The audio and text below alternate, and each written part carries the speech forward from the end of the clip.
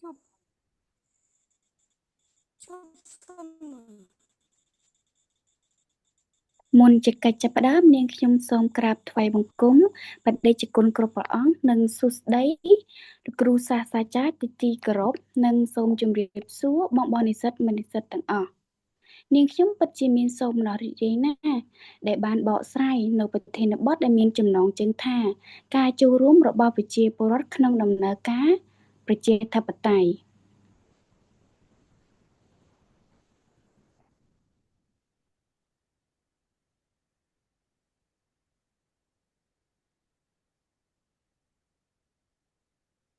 ហើយក្នុងនោះដែរសមាជិកក្រុមនៃក្រុមទី3របស់នាងខ្ញុំគឺមានចំនួន8នាក់ទី1កញ្ញាហ៊ុនស្រីអ៊ុនទី2កញ្ញាមីធីរីខ្ញុំផ្ទាល់ទី3កញ្ញាកែវធារីទី4កញ្ញាទីធីយ័នទី5កញ្ញាអេមសាថេបទី6កញ្ញាទឹកស្រីកាទី7កញ្ញាផលសុភីទី8ដំកុង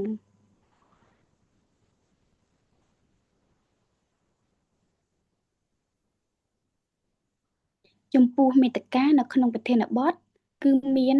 12ចំណុចទី1សេចក្តីផ្ដើម2ដែនកំណត់នៃការស្រាវជ្រាវ3សារៈសំខាន់នៃការស្រាវជ្រាវ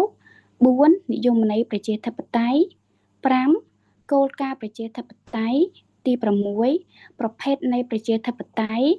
7ទម្រង់នៃការចូលរួមរបស់ប្រជាពលរដ្ឋ8សារៈសំខាន់នៃការចូលរួម9បញ្ហាប្រឈម10ដំណោះស្រាយ11សេចក្តីសន្និដ្ឋាននិង12អនុសាសន៍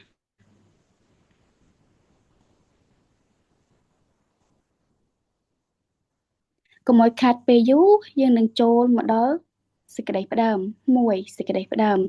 ការចូលរួមរបស់ប្រជាពលរដ្ឋក្នុងដំណើរការប្រជាធិបតេយ្យគឺជាកត្តាដ៏សំខាន់ដែលជួយពង្រឹងការអភិវឌ្ឍសង្គមនិងអភិបាលកិច្ចប្រកបទៅដោយតម្លាភាពករណីភាពនិងការទទួលខុសត្រូវប្រជាពលរដ្ឋមានតួនាទីក្នុងការបោះឆ្នោតការបញ្ចេញមតិការចូលរួមពិភាក្សាសាធារណៈការតាមដានការអនុវត្តគោលនយោបាយនិងការរួមចំណែកក្នុងការអភិវឌ្ឍសហគមន៍ទោះបីជាយ៉ាងណាកម្រិតនៃការចូលរួមរបស់ប្រជាពលរដ្ឋនៅតែមានភាពខុសគ្នាដោយសារតែកត្តាដូចជាកម្រិតចំណេះដឹងអំពីសិទ្ធិនិងកាតព្វកិច្ចការទទួលព័ត៌មានកម្រិតអប់រំ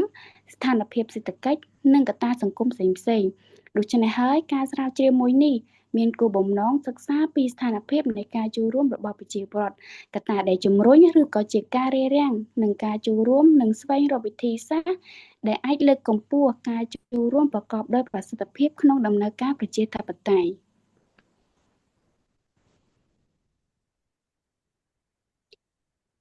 ការចូលរួមតាមរយៈការបោះឆ្នោតជាយន្តការផ្លូវការនិងជាមូលដ្ឋានគ្រឹះធំបំផុត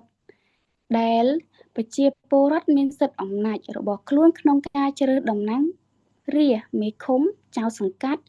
និងក្រុមប្រឹក្សារាជធានីខេត្តក្រុងស្រុកខណ្ឌដើម្បីដឹកនាំប្រទេសនិងមូលដ្ឋានការចូលរួមក្នុងសេចក្តីសម្រេចចិត្តនិងគោលនយោបាយប្រជាពលរដ្ឋមានសិទ្ធិបញ្ចេញមតិ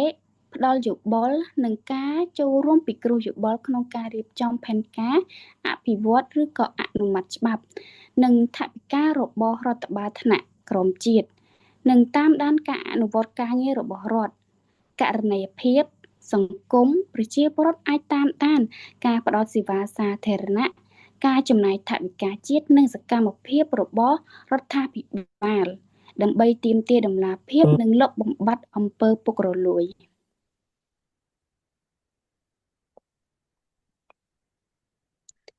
2ដែនកំណត់នៃការស្រាវជ្រាវក្នុងការសិក្សាស្រាវជ្រាវនេះគឺផ្ដោតទៅលើការចូលរួមរបស់ប្រជាពលរដ្ឋក្នុងដំណើរការប្រជាធិបតេយ្យដោយផ្ដោតទៅលើទម្រង់នៃការចូលរួមដូចជាការបោះឆ្នោតការចូលរួមកិច្ចប្រជុំសាធារណៈការបញ្ចេញមតិ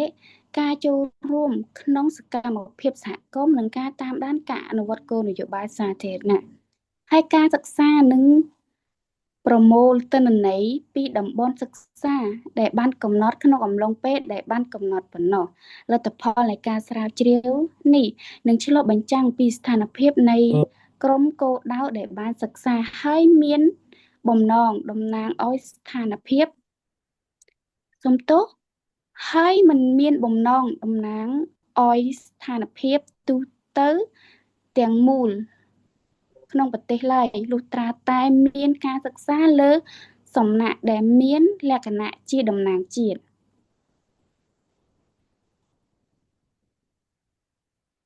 ហើយជាកិច្ចបន្ទាប់ទៀតគឺនាងខ្ញុំសូមប្រកល់ឲ្យសមាជិករួមក្រុមជាអ្នកបកស្រាយបន្ត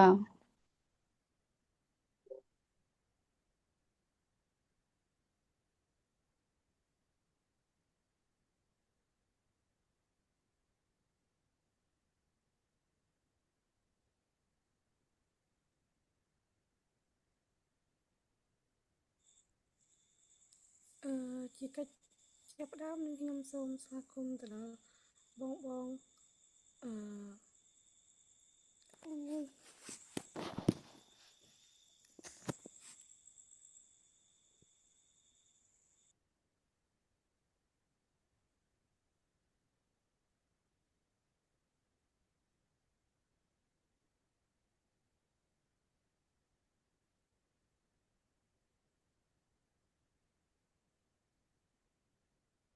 នាងខ្ញុំសូមមកបកស្រាយជំនួសមិត្តរួមក្រុម3សារៈសំខាន់នៃការស្រាវជ្រាវការស្រាវជ្រាវ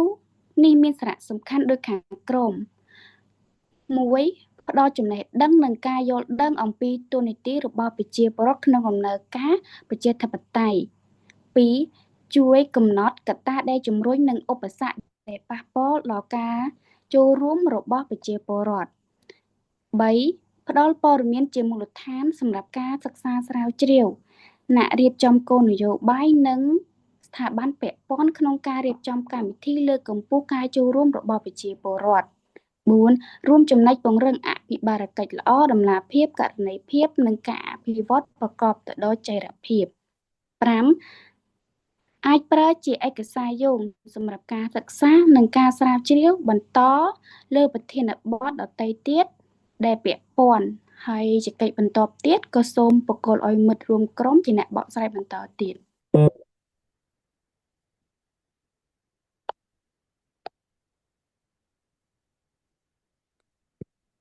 កិច្ចបន្ទាប់ខ្ញុំសូមគោរពបដិគុណនិងជំរាបសួរលោកគ្រូសាស្ត្រាចារ្យនិងបងប្អូននិស្សិតទាំងអស់គ្នាខ្ញុំជាសមាជិកបន្តពីក្រុមទី3សូមបកស្រាយនៅចំណុចទី4និយមន័យប្រជាធិបតេយ្យ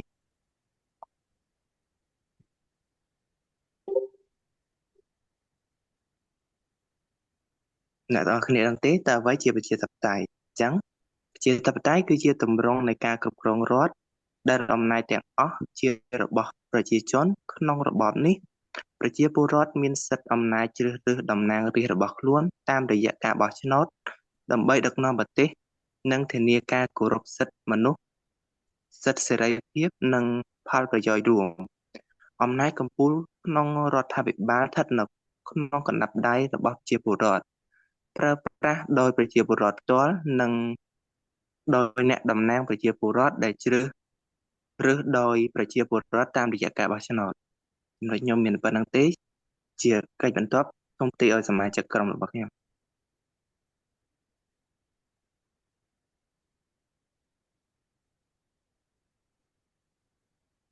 ជាកិច្ចបន្ទាប់នាងខ្ញុំសូមគោរពដល់ព្រះតេជគុណនិងសូមជម្រាបសួរដល់លោកគ្រូនិងបងមិត្តនិស្សិតទាំងអស់នាងខ្ញុំឈ្មោះកែថារីមកបកស្រាយនៅចំណុចទី5ដែលបន្តពីសមាជិកក្រុមរបស់នាងខ្ញុំ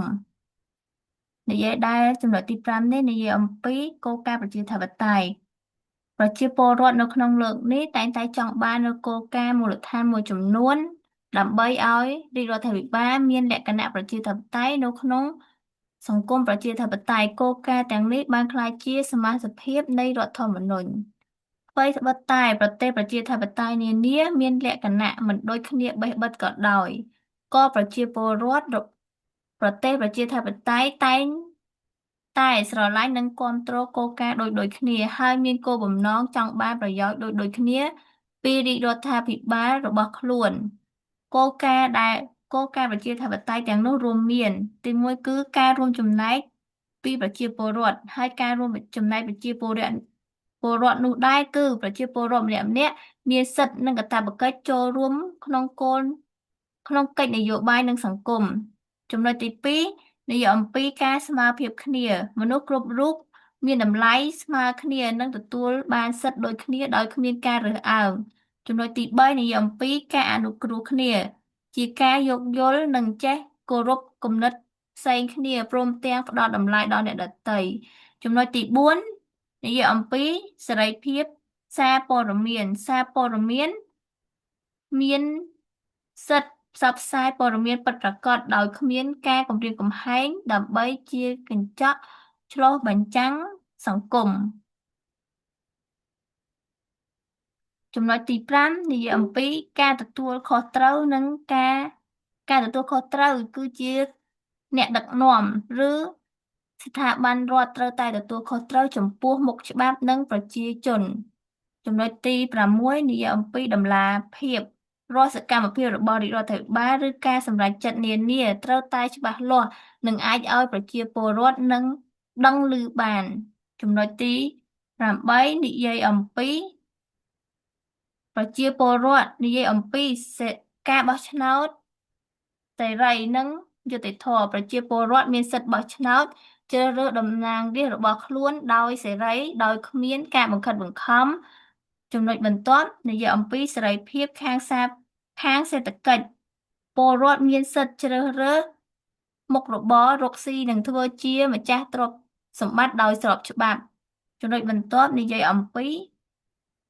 យន្តការទប់ស្កាត់អំណាចរំលោភមានប្រព័ន្ធច្បាប់ត្រឹមត្រូវដើម្បីការពារកុំឲ្យមន្ត្រីរដ្ឋឬអ្នកដឹកនាំប្រើអំណាចលើសលប់ឬរំលោភបំពានចំណុចបន្ទាប់និយាយអំពីប្រព័ន្ធពហុបកមានគណៈបកនយោបាយច្រើនចូលរួមប្រគល់ប្រជែងក្នុងការបោះឆ្នោតដើម្បីផ្ដល់ជម្រើសដល់ប្រជាពលរដ្ឋចំណុចទី6និយាយអំពីប្រភេទនៃប្រជាធិបតេយ្យនៅក្នុងចំណុចនេះដែរប្រភេទនៃប្រជាធិបតេយ្យត្រូវបានចែកចេញជា2គឺប្រជាធិបតេយ្យដោយផ្ទាល់និងប្រជាធិបតេយ្យតាមរយៈតំណាងដែលនិយាយអំពីប្រជាធិបតេយ្យដោយផ្ទាល់គឺប្រជាពលរដ្ឋគ្រប់រូបអាចចូលរួមក្នុងការអនុម័តសេចក្តីសម្រេចដោយផ្ទាល់ឬអនុវត្តសកម្មភាពការងារជាសាធារណៈដោយប្រជាពលរដ្ឋខ្លួនឯងគឺមិនតាមរយៈមន្ត្រី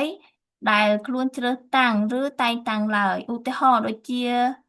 ការធ្វើប្រជាមតិក្នុងការសម្រេចចិត្តអនុម័តច្បាប់ឬគោលការណ៍អ្វីមួយចំណុចខនិយាយអំពីប្រជាធិបតេយ្យតាមរយៈតំណាងឬក៏ប្រជាធិបតេយ្យដោយប្រយោលនោះគឺតាមរយៈការបោះឆ្នោតជ្រើសរើសអ្នកតំណាងដោយប្រជាពលរដ្ឋដើម្បីឲ្យមកធ្វើសេចក្តីសម្រេចចិត្តផ្នែកនយោបាយរៀបចំច្បាប់និងគោលនយោបាយសម្រាប់ផលប្រយោជន៍សាធារណៈប្រជាធិបតេយ្យតាមរយៈតំណាងនេះត្រូវបានគេយកមកអនុវត្តដោយសារតែវាមានភាពធំធេងនិងសាមញ្ញរបស់សង្គមនៅសម័យបច្ចុប្បន្នឧទាហរណ៍ដូចជាការបោះឆ្នោតជ្រើសរើស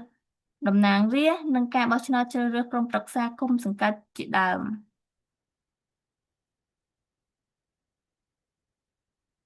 ជាកិច្ចបន្ទាប់នាងខ្ញុំសូមឲ្យសមាជិកក្រុមនាងខ្ញុំបកស្រាយបន្ទាប់ពីចំណុចដែលខ្ញុំបកស្រាយ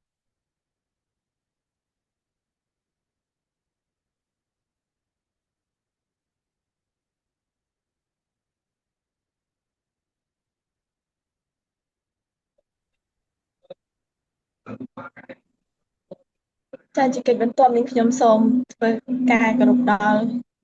បដិជគុណនិងគ្រូជាទីគោរពនាងខ្ញុំឈ្មោះអេមសាថេមកពីក្រុមទី3សូមមកបកស្រាយនៅចំណុចទី7ទម្រង់នៃការចូលរួមរបស់ប្រជាពលរដ្ឋទម្រង់នៃការចូលរួមរបស់ប្រជាពលរដ្ឋនេះគឺមានដូចជាការបោះឆ្នោតមានន័យថាគឺជាទម្រង់ សំខាន់បំផុតនៃការចូលរួមរបស់ប្រជាពលរដ្ឋនៅក្នុងដំណើរការប្រជាធិបតេយ្យមួយតាមរយៈការបោះឆ្នោតដើម្បីជ្រើសរើសតំណាងរាស្ត្រឬក៏ថ្នាក់ដឹកនាំដែលខ្លួនពេញចិត្តហើយមានសមត្ថភាពដែលគាត់អាចទុកចិត្តបានចំណុចទី2គឺការចូលរួមនៅក្នុងកិច្ចប្រជុំសាធារណៈគឺជាការចូលរួមនៅក្នុងកិច្ចប្រជុំសាធារណៈផ្ដល់ឱកាសឲ្យប្រជាពលរដ្ឋអាចជួបពិភាក្សាជាមួយអាជ្ញាធរស្ថាប័នពាក់ព័ន្ធអំពីបញ្ហាដែលនឹងតម្រូវឲ្យរបស់សហគមន៍ក៏ដូចជាអាចធ្វើឡើងនៅថ្នាក់ឃុំថ្នាក់ភូមិថ្នាក់ឃុំថ្នាក់ស្រុកថ្នាក់ក្រុងជាដើមទី3គឺការបញ្ចេញមតិឬផ្ដល់យោបល់គឺជាមូលដ្ឋាននៃរបស់ប្រជាពលរដ្ឋនៅក្នុងការបង្ហាញទស្សនៈគំនិតឬក៏សំណូមពរអំពីបញ្ហាសង្គមឬនយោបាយសេដ្ឋកិច្ចនិងការអភិវឌ្ឍជាតិជាដើមតាមរយៈការបញ្ចេញមតិនៅក្នុងតាមរយៈការបញ្ចេញមតិនៅក្នុងកិច្ចប្រជុំឬក៏វេទិកាសាធារណៈតាមបណ្ដាញសង្គមជាដើម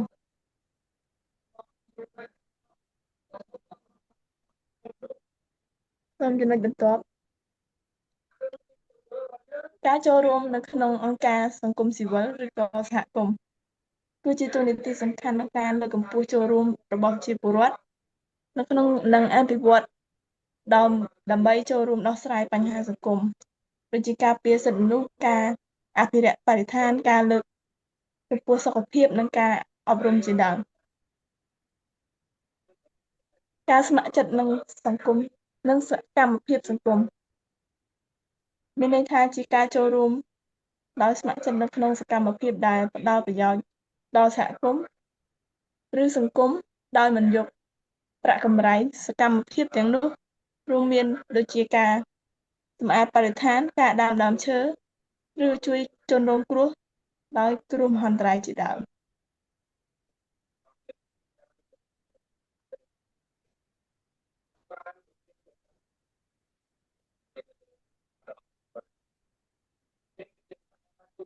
ចំណុចបន្ទាប់គឺចំណុចទី8និយាយពីសារៈសំខាន់នៃការចូលរួម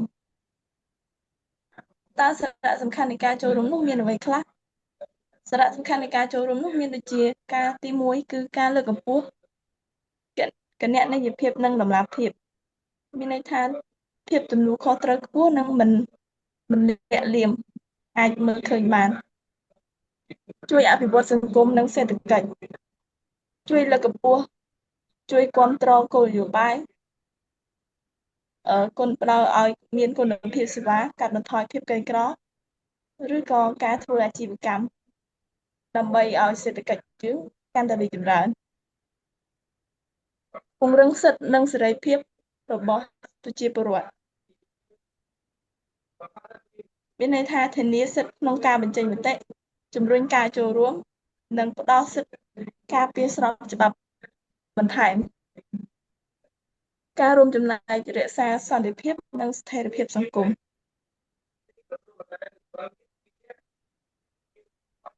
គឺដើម្បីដោះស្រាយបញ្ហានៅក្នុងដោយសន្តិវិធី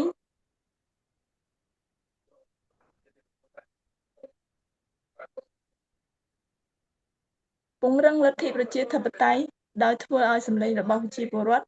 ត្រូវបានគេយកចិត្តទុកដាក់មានន័យថាពង្រឹងលទ្ធិគឺជាដើម្បីឲ្យប្រជាពលរដ្ឋនោះមានការចូលរួមកាន់តែច្រើនហើយសហគមន៍ក៏ទទួលបានការអភិវឌ្ឍជំរុញការអភិបាលកិច្ចល្អតាមរយៈតម្លាភាពគណនេយ្យភាពនិងការចូលរួមពីសាធារណជនតែជាកិច្ចតនេះខ្ញុំសូមបកគល slide ជូនមិត្តរួមក្រុមអូនច្រឡំសូមទោសលើកកម្ពស់អភិវឌ្ឍសង្គមនិងសេដ្ឋកិច្ចព្រោះគោលនយោបាយឆ្លើយតបនឹងតម្រូវការជាក់ស្ដែងរបស់ប្រជាពលរដ្ឋការពារសិទ្ធិនិងសេរីភាពយុត្តិធម៌ដោយជំរុញឲ្យមានការគោរពច្បាប់និងសិទ្ធិមនុស្សបង្កើនសាមគ្គីភាពនិងទទួលខុសត្រូវរួមក្នុងការកសាងសង្គមជាតិដូចជាប្រទេសជាតិ ជួយរក្សាសន្តិភាពនិងស្ថិរភាពដោយដោះស្រាយតាមវិធីសន្តិភាពឬក៏ការពិភាក្សាគ្នាជាដើមចំណុចបន្ទាប់នេះខ្ញុំសូមបកគោជូនមិត្តរួមក្រុម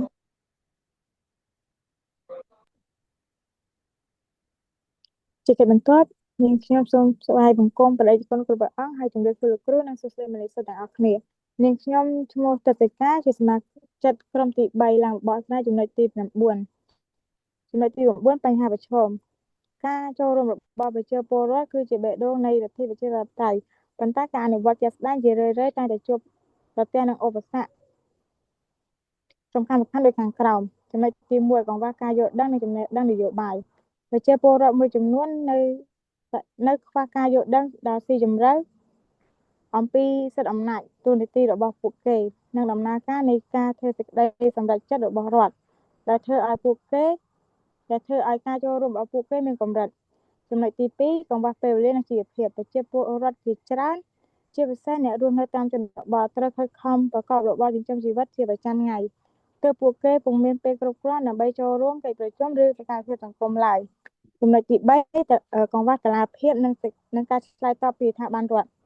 ពេលខ្លះកម្មចេញមតិឬសំណូមពររបស់ប្រជាពលរដ្ឋមិនត្រូវបានយកចិត្តទុកដាក់ឬការឆ្លើយតបមកវិញទេដែលធ្វើឲ្យពួកគេអស់ជំនឿចិត្តនិងលែងចង់ចូលរួមចំណុចទី4ការរឹតបន្តឹងសិទ្ធិសេរីភាពនិងភាពភ័យខ្លាចវត្តមាននៃច្បាប់រដ្ឋបတ်ការគំរាមកំហែងឬការភ័យខ្លាចពីការបាត់បង់ផលប្រយោជន៍និងមុខរបរបង្កើតជាឧបសគ្គផ្លូវចិត្តដល់ការបញ្ចេញមតិដោយសេរីចំណុចទី5ភាពលំអៀងនិងការរើសអើងការចូលរួមក្នុងកិច្ចការនយោបាយនិងសង្គមត្រូវបានរារាំងដោយសារតែនីតិកាលនយោបាយស្ថានភាពសេដ្ឋកិច្ចឬឋានៈក្នុងសង្គមដែលធ្វើឲ្យពលរដ្ឋមួយចំនួនត្រូវគេរើសអើងជាកិច្ចបន្ទាល់ខ្ញុំសូមផ្ទេរទៅសមាជិកក្រុម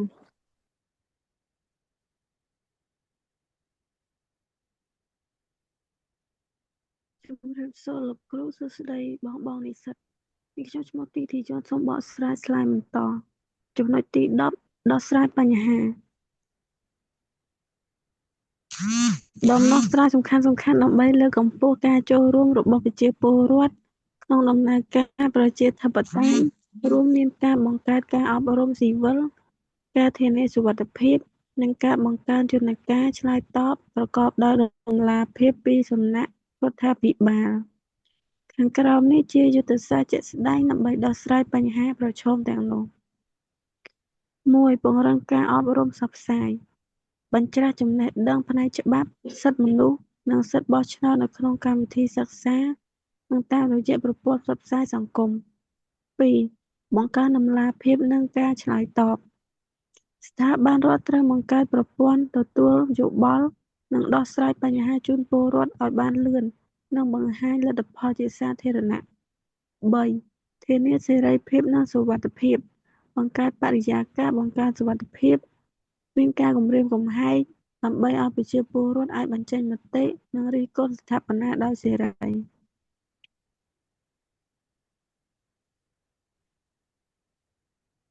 4. ប្រើប្រាស់បច្ចេកវិទ្យាឌីជីថលបង្កើតកម្មវិធីសិក្សាទូរស័ព្ទ App ឬគេហទំព័រផ្លូវការដើម្បីឲ្យប្រជាពលរដ្ឋអាចចូលរួម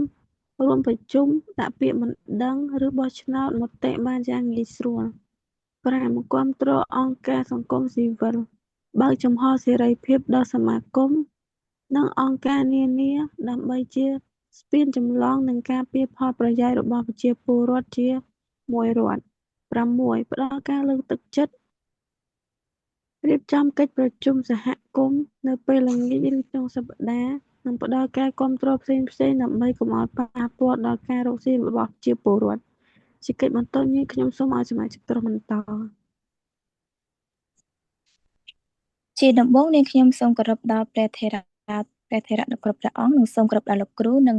សួស្តីបងប្អូនទាំងអស់គ្នានាងខ្ញុំឈ្មោះផលសុភីដែលជាសមាជិកនៃក្រុមទី3សូមធ្វើការបកស្រាយចំណុចទី11សេចក្តីសន្និដ្ឋានការចូលរួមរបស់ប្រជាពលរដ្ឋមិនគ្រាន់តែជាសិទ្ធិប៉ុណ្ណោះទេប៉ុន្តែគឺជាកាតព្វកិច្ចស៊ីវិលនិងជាគ្រឹះមិនអាចខ្វះបាននៃលទ្ធិប្រជាធិបតេយ្យទោះបីជាមានឧបសគ្គផ្នែកជីវភាព ចំណេះដឹងនិងផ្លូវច្បាប់ក៏ដោយឧបសគ្គទាំងនេះអាចដោះស្រាយបានតាមរយៈការអប់រំការប្រើប្រាស់បច្ចេកវិទ្យាការបង្កើតតម្លាភាពពីស្ថាប័នរដ្ឋនៅពេលដែលប្រជាពលរដ្ឋមានឱកាសបញ្ចេញមតិដោយសុវត្ថិភាពហើយរដ្ឋាភិបាលឆ្លើយតបដោយការទទួលខុសត្រូវនោះសង្គមជាតិនឹងទទួលសុវត្ថិភាពស្ថិរភាពនិងការរីកចម្រើនពិតប្រាកដជាកិច្ចបន្ទាប់នាងខ្ញុំសូមផ្ទេរសិទ្ធិនេះទៅឲ្យសមាជិករបស់ក្រុមនាងខ្ញុំបកស្រាយបន្តពីនាងខ្ញុំ